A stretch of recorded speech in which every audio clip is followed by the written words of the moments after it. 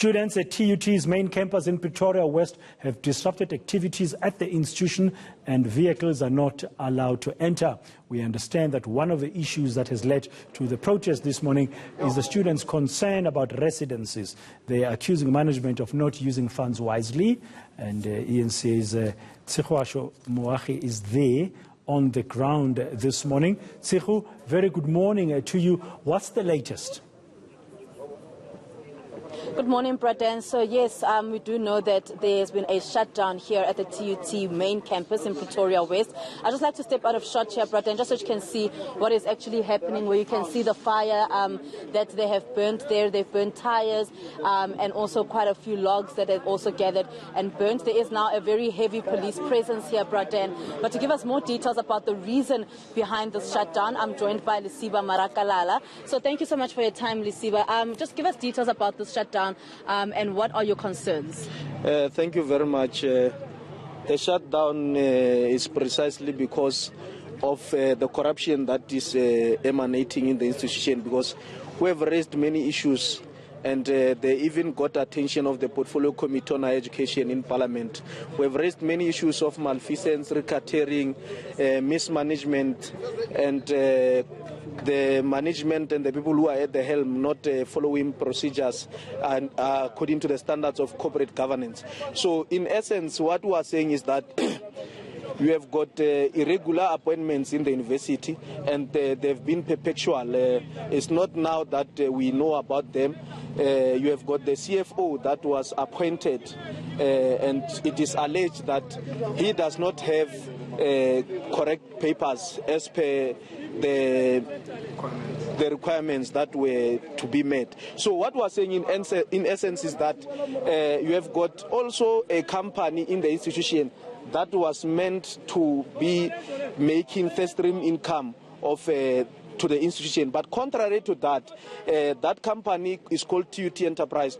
Contrary to that is that the company instead takes money from the institution to the institution takes money from itself to the company. So we're saying that that company, there are many irregularities inside that particular company, and we're saying that the company must be dissolved immediately and effectively.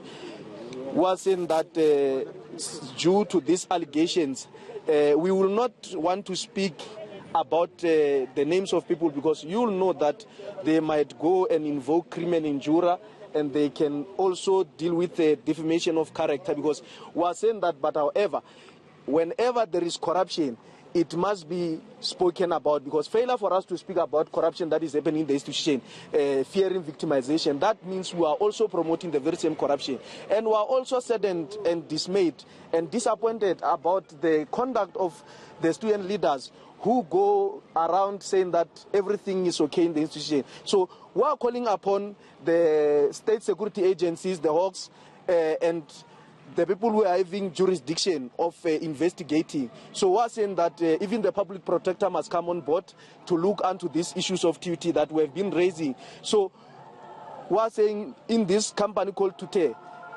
is where we want their scope to focus at, and also the appointments of the people who are working there in that particular company, because you have got conflict of interest where you have got people who sit in the council, and most of them, they are ministerial employees. So we must then be able to speak to the Minister of Higher Education to say that if really there is oversight in your employees, your ministerial employees, then we will not be having such things. That is why we had to write several counts to Parliament to say no. But why having this kind of issues in TUT? The only people who took us serious was the Portfolio Committee into Higher Education. But however, with the Portfolio Committee alone, it becomes very difficult, because the level of corruption that we're speaking about is, even if we are to bring prima facie evidence that can be tested at the court of law, we are willing to do that. We are going to be working hand in hand with the people who will be investigating. Because Lisiba, just quickly, how long are you guys going to carry on with this protest action for?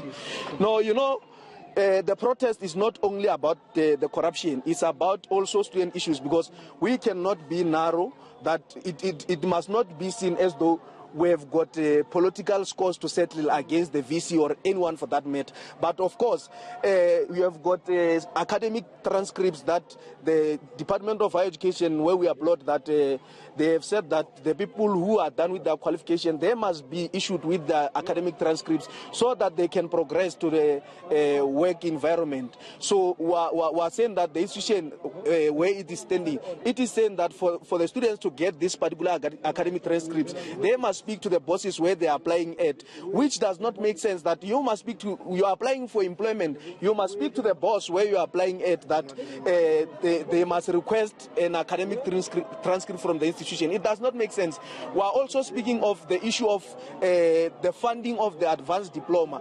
There are many issues that are affecting students, even the first year students who are excluded up and with courses that are phasing out because the curriculum is phasing out. So we're saying that the institution must then be able to bring them back such that they continue and finish. But however, there must be measures when they are bringing them back. How long are you going to be striking for? How long are you expecting to protest like this? How long will your shutdown be happening for?